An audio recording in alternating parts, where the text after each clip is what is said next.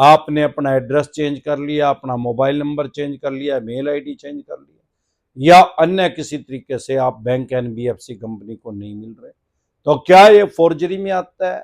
जब भी लोन की ईएमआई डिफॉल्ट हो जाती है तो कुछ बैंक एनबीएफसी कंपनी प्राइवेट तो ऐसे हैं, वो नेक्स्ट डे से इतना ज्यादा पैसा डालने लग जाते हैं आम आदमी के ऊपर, एक दिन में 50-50, 70-70, 80-80 फोन आते हैं, क्योंकि कॉमन मैन जो है, मीडियम फैमिली जो है, वो एक वर्ल्ड का सबसे बड़ा क्राइम कर रहे हैं, दुनिया का सबसे बड़ा अपराध कर रहे हैं जाने अनजाने में।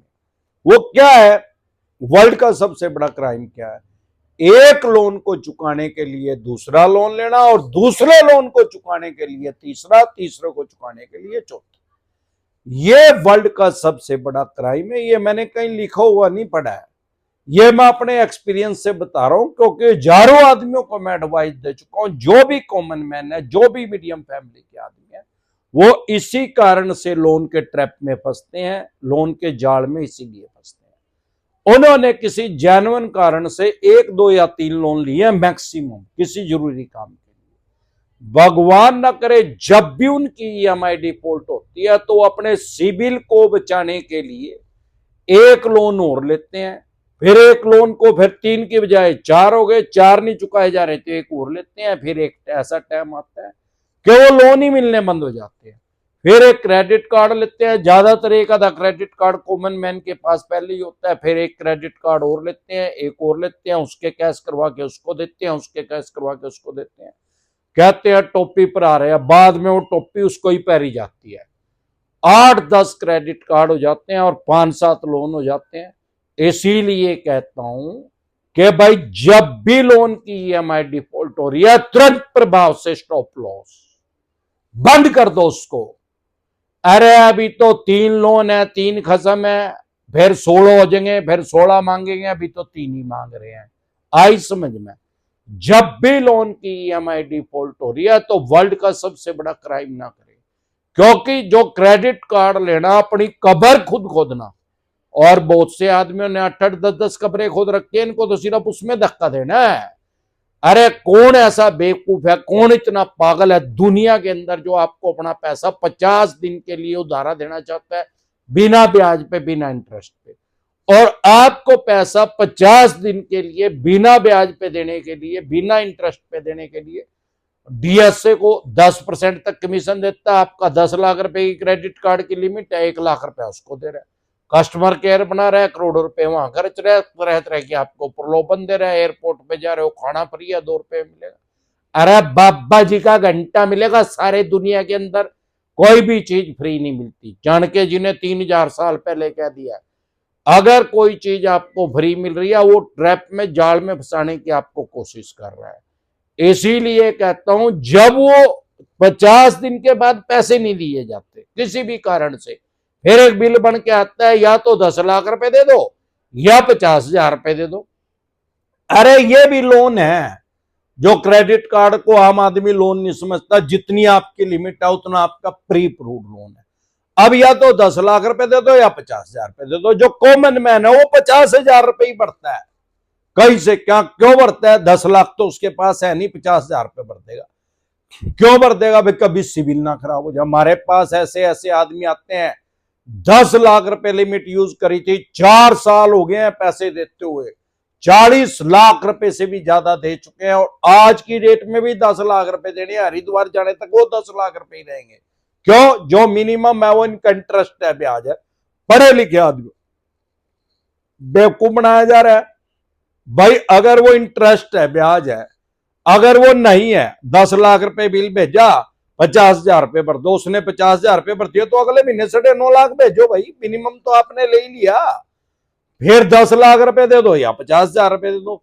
अरे जब वो 50,000 रुपए ब्याज पेनल्टी जुर्माने में काट रहे हो तो क्यों नहीं उसको इंटरेस्ट लिखते, क्यों नहीं उसको ब्याज लिखते? ये इनका ट्रैप है। और जो कॉमन आदमी है, मीडियम फैमिली के आदमी का बीपीएल की श्रेणी में जाने का सबसे बड़ा कारण, जो मध्यम वर्गीय परिवार के आदमी है, वो गरीबी रेखा से नीचे जाने का उनका सबसे बड़ा कारण क्रेडिट कार्ड लेना है। इसीलिए कहता हूं कि क्रेडिट कार्ड लेना अपनी कब्र खुद खोदना। अब जो कॉमन मैन है उसके कभी भी 1 2 3 लोन डिफॉल्ट नहीं होते, उसके 8 10 लोन डिफॉल्ट होते हैं, क्योंकि वो वर्ल्ड का सबसे बड़ा क्राइम करता ही है। ओवर क्लेवर बनता है, जरूरत से ज्यादा शाना बढ़ता है, और लोन देता है, और लोन लेता है, और क्रेडिट कार्ड लेता है। जब तक पानी यहां तक आ जाता है गले तक, तब तक वो लोन और क्रेडिट कार्ड ले लेके उतारता रहता है। अब एक टाइम ऐसा आता है, ना लोन मिलता ना क्रेडिट कार्ड मिलता, और फिर वो डिफॉल्ट होने शुरू होते हैं। अरे भाई, जब वो पहले 3 डिफॉल्ट हो रहे हैं, स्टॉप लॉस हो जाने तक सिविल खराब होएगा। सिविल तो 6 महीने साल के बाद फिर भी खराब होएगा, फिर 16 खत्म हो जाएंगे, फिर खराब होएगा, और उसको तुरंत प्रभाव से बंद कर दे। अब किसी आदमी के 16 लोन डिफॉल्ट हो गए, अब ये चवन्नी छाप एक लोन वाला लीगल तरीके से एक दिन में सिर्फ एक फोन कर सकता है, लेकिन ये एक फोन तो करते नहीं है, तो 30 40 फोन करते हैं। अब किसी के 16 लोन है, 16 लोन वाले 10 10 फोन भी करेंगे तो 160 फोन हो गए। अरे 150 लोन कॉल आएंगे तो 150 का जवाब कैसे देगा? वो इतना ज्यादा साइकोलॉजिकल प्रेशर में आ जाता है, मनोवैज्ञानिक दबाव में आ जाता है, तो कि वो उस शैतान को छोड़ता है। अब कोई आदमी रेंट पे रहता है, किराए पे रहता है, तो हमारे देश में तो रेंट एग्रीमेंट जो है 11 महीने का होता है। 11 महीना एक दिन का तो हो ही नहीं सकता। अब मैंने तो आज तक कोई किराएदार ऐसा देखा नहीं जो पिछले 50 साल से एक ही मकान में रह रहे, उसके बाप दादा भी। अरे वो हो सकता है 1 साल रहे, 2 साल रहे, 11 महीने रहे, 5 साल रहे, फिर वो बदले गई उसको।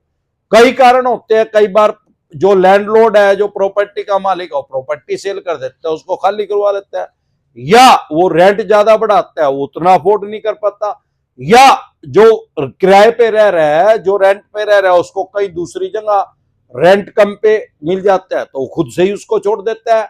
या कई बार ऐसा होता है, कोई वो आदमी बिजनेस व्यापार काम धंधा कर रहा है, यहां नहीं चल रहा, अदर स्टेट में चला गया, अपने किसी यार प्यारे रिश्तेदार के पास चला गया, वहां कुछ काम शुरू कर दिया, या वो कोई जॉब करता है, उसकी ट्रांसफर होगी, उसकी बदली होगी, प्राइवेट जॉब में भी हो जाती है, तो उसने स्टेट अदर चेंज कर दिया, और इन चवन्नी छापों की वजह से उसने मोबाइल नंबर भी चेंज कर दिया। तो ये कोई क्राइम नहीं है, ये कोई अपराध नहीं है। आर्टिकल 21 लाइफ एंड लिबर्टी, समानता का अधिकार, स्वतंत्रता का अधिकार, शोषण के विरुद्ध अधिकार, ये आपको राइट्स हैं, आपको अधिकार है। कश्मीर से लेकर कन्याकुमारी तक, अरुणाचल प्रदेश से लेकर गुजरात तक, कहीं भी रहो आप, आपको किसी वीजे की जरूरत नहीं, किसी पासपोर्ट की जरूरत नहीं। अब तो धारा 370 भी हट गया 2019 में।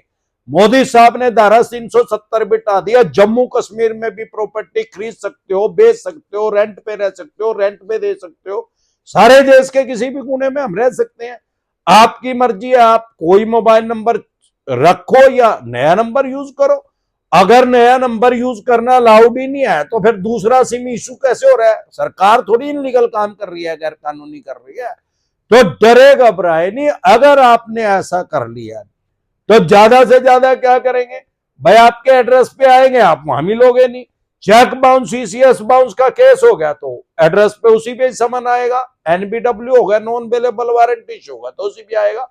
पीओ एक दिन में नहीं होता, 4 5 साल लग जाते हैं भगोड़ा घोषित करने में कोर्ट को। एक ही केस थोड़ी चल रहा है यार, छोटी छोटी कोर्ट में 12 12 14 14 हजार मुकदमे चले हुए हैं, आपका अकेले का थोड़ी है। अगर 2 4 साल में कभी आपके पास पैसे आ जाए तो आप सेटलमेंट कर सकते हो, इजिली हो जाएगा। जितना लंबा वो पहले ही खींच चुका है, मैक्सिमम आपको डिस्काउंट मिलेगा। लेकिन एक चीज ध्यान रखें, अगर कोर्ट में आपके ऊपर केस हो गया तो हमारे देश का कानून ये कहता है कि कोई भी केस एक बार अगर कोर्ट में चला गया, उसका फाइनल डिसीजन सिर्फ कोर्ट लेगी, और कोई नहीं ले सकता। अगर कोर्ट में होगा तो कोर्ट में जाके अपनी बेल करवा लो, जमानत करवा लो, सेम डे जमानत हो जाएगी, बाय एंड जमानत हो जाएगी। कश्मीर से लेकर कन्याकुमारी तक, अरुणाचल प्रदेश से लेकर गुजरात तक, अमरदीप कादियान के पैनल पे एडवोकेट काम कर रहे हैं। आपको एडवोकेट चाहिए, आपको अपनी बेल करवानी है, तो आपको हम एडवोकेट प्रोवाइड करा देंगे। आपके स्क्रीन पे नंबर है, उसको सेव करके व्हाट्सएप मैसेज करके आप एडवोकेट ले सकते हैं। डरे घबराए नहीं, आप कोर्ट के अंदर ही सेटलमेंट करें। ये कंपाउंडेबल है, समझौता योग्य केस है। कोई टाइम टू मर्डर नहीं लग रही, राधा कतल नहीं लग रही। अगर लगेगी तो पहले 307 लगती थी, आज की डेट में नंबर ही चेंज हो गया है, तो 109 गया उसका नंबर। जो पहले मर्डर की धारा थी 302, अब नहीं है वो, अब उसका नंबर ही 103 है यार। इसी तरह की या किसी भी तरह की कोई भी दिक्कत परेशानी आपको या आपके किसी भी यार प्यारे रिश्तेदार को लोन से रिलेटेड अगर आ रही है, आप हमारे से पर्सनल मीटिंग करना चाहते हैं, पर्सनल एडवाइस लेना चाहते हैं, और लीगल तरीके से कानूनी रूप से गस्सा लगाने की निंजा टेक्निक सीखना चाहते हैं, फिर आपका लोन 10 करोड़ का, 25 का, 50 करोड़ का, डज नॉट मैटर कितने करोड़ का या कितने अरब रुपए का आपका लोन है। लोन से रिलेटेड जो भी डॉक्यूमेंट्स आपके पास हैं वो सभी लेके आप मेरे से पर्सनल मीटिंग कर सकते हैं, परसेंट वाले सकते हैं।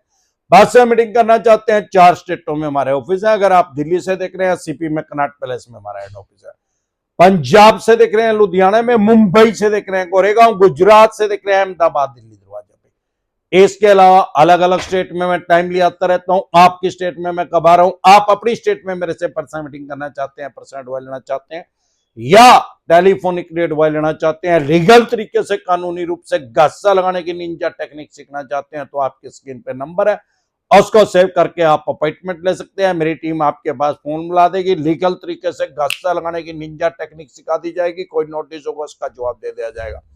एक बार जोर से मिलकर नारा लगाएंगे, जय ससुराल वालों।